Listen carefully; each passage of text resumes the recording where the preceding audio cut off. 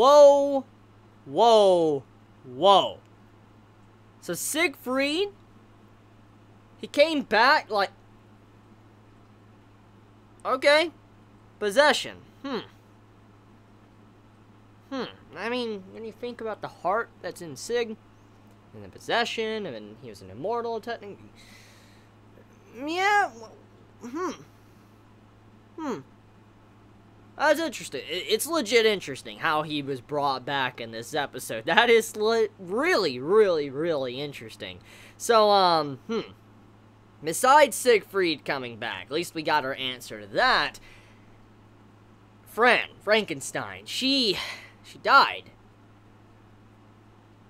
I'm actually sad. I'm really sad right now. I mean, oh my god. I'm really sad that Fran died like that. I mean, after the last episode and seeing what she went through and her backstory and all that, and then seeing her fight in this episode, I was just like, she was one of the best servants in this great Holy Grail War. I was really enjoying her character, and then she died like that. I'm like, oh my god. I mean, she went out like a badass. Like, I'm not even gonna put down Fran for her tribute to the battle. I mean, yes, Mordred's alive and kicking, and it doesn't look like she's even really injured at all. So, Fran technically died in vain. Still, the way she went down was pretty spectacular. It was just badass. Like, this big-ass lightning tree from the sky coming down, fitting with her lore and all that when you think about Frankenstein, just shocking everything and all that, and you just see this big-ass nuclear explosion happen.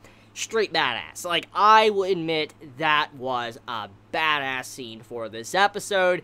And even seeing her go as far as to, like, rip her already destroyed arm. You just see, like, the wires and stuff come out of her as she rips it, just wraps it around Mordred's throat and pulling it. That was crazy. That was some savage stuff to do, which makes sense when you think about Frankenstein and all that. She was a creation. She's a monster in a way. And so her having this arm and all that, she just pulls the stuff out, just wrapping around, you know, Mordred, keeping her still, choking her and all that, while, you know, summoning her noble phantasm to come in and just obliterate everything. I was like, this is some pretty epic stuff. This is what I wanted to see. Because, I mean, like I've said already in the previous episode reviews, we get to see some good fights in the other Fate series. Fate Zero, Fate Stay Night, and all that. You get to see some crazy fights. They're really crazy.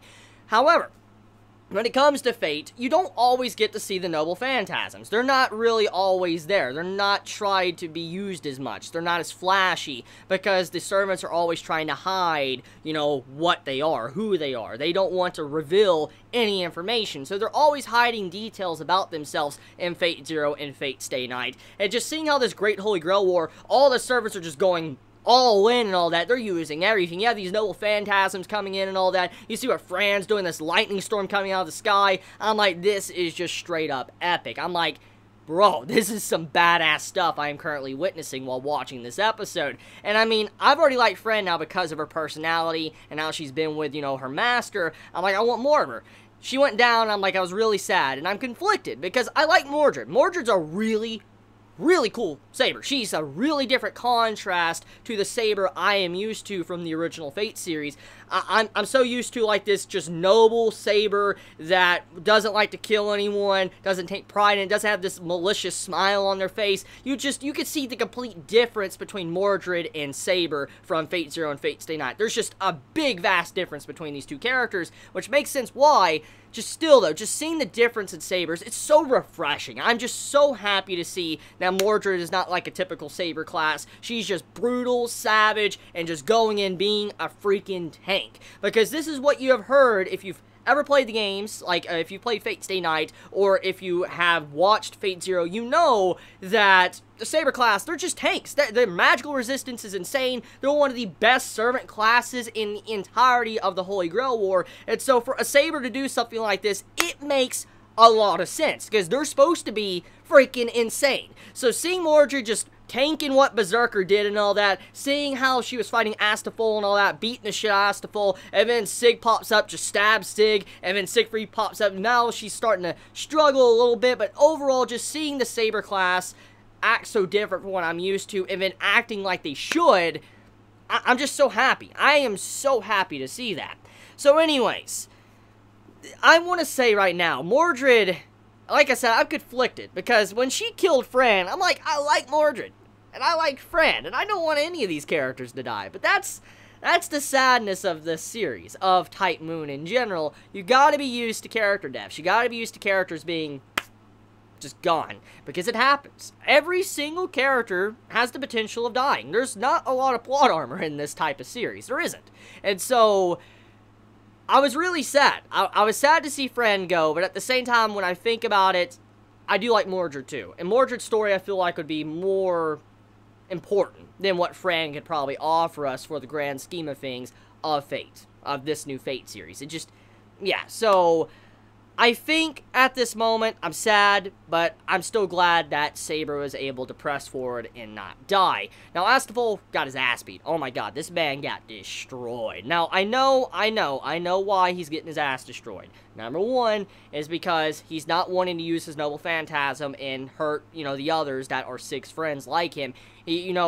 Astapol doesn't want to do that. Doesn't want to hurt, Sig's friends. So it makes sense that that's why Astapol got his ass beat, because he's just not using his full power. He doesn't want to do that. He's a noble paladin and all that, doesn't want to harm Sig and hurt his friends or anything like that, and so that is why. And you can see throughout the fight in this episode that Saber didn't really even care to bring down Astapol at all. There was multiple chances that Mordred could have went in and just destroyed Astapol and killed him, but she didn't do that, because it was very obvious from looking at it that it was just an unfair fight, and there's just no way that Astapol was going to win if, he continued to fight like that. So when you saw, like, Saber just focus on Fran and then focus on Sig, you're like, yeah, I mean, it makes sense. And also another reason, too, is Fran's Noble Phantasm. It's definitely not an ability that could work in groups. I mean, when you think about these servants that are supposed to be on teams, yes, they're supposed to work together, but some of their Noble Phantasms, they're not going to sync up. They're not going to work together. Just, no. None of them. Like, a lot of the Noble Phantasms will barely ever work together. And so, something like Fran's that's like a nuke in a certain area, this AoE nuke, like right there on top of someone, you couldn't have someone to come in, another servant that's your ally, to help you out, because it would hurt them as well. It would have hurt Astapol to go in and do something against Mordred, and it would have probably killed Astapol too. So, it's understandable why Astapol didn't jump in, even before probably he got hurt and all that. It makes sense, because you just can't jump in the middle of that. There's just so much power coming out that you just can't stop that. So, we also have Sig, too. So, Sig, he's finding his motivation to continue moving forward. He wanted to save Astapol because Astapol was the one that gave him purpose, a new life and all that, and so was Sig. And he actually decided to fight and stand up against Saber, and actually stabbed Mordred. That was a really good scene, when he just stabbed Saber. Mordred's like, looks down, and you just see the blood leaking out of the wound. You're like, oh, fuck, like, this man is dead. Like, this man is about to die. And Mordred's like, you glad your blade reached me and all that? And then looked, and then just, like, basically impelled this man. I'm like, savage, just savage. It is savage what she did. Like, she didn't even hold back. She just stabbed this man. But it was nice that when she thought she killed him, she was like, so your name was Sig, huh? I won't forget that. Which shows that Mordred did respect Sig for what he was doing. But you gotta remember, Mordred is a knight, and this is like a grizzled or seasoned knight. That's who Mordred is. So obviously Mordred is used to combat and fighting and killing people. Even if she doesn't want to kill them, or if she respects them, she will kill them. And she's used to that. So killing Sig like that, that fits with how her personality is in the life she lived when she was still alive. But when she killed him and she's like, I'll remember your name, it's kind of like she's saying, I will honor you. I'll never forget about you, especially for what you wanted to die for. So that was a nice moment to see what type of character Mordred is. She may have been a badass, she may have been a savage, she may have been looking like she was heartless in this episode, but she clearly does have a heart, clearly because she wanted to remember Sig's name. Now, besides all of that, too, we also found out that this, Siegfried coming back, it's not going to last too long. Apparently, it takes everything in the person to be able to bring a heroic spirit back. It's like a miracle just to bring back a heroic spirit for a couple of seconds or even a second. So for the heroic spirit Siegfried to be back like this, it's crazy that he's even able to walk or move around. So this means that it's not going to last too long. Most likely if Siegfried takes a lot of damage, he's probably going to disappear, and then Sig will be back. And I feel like it's really ironic. The reason how Siegfried's coming back is thanks to, you know, Sig being an artificial human. He is like a vessel for power or whatever, and you know how they're kind of put into golems and stuff. It's very interesting, and it makes sense that he would kind of be a vessel for a heroic spirit to pop up, since they're already used as vessels for other things as well. So that's cool. When you really process that,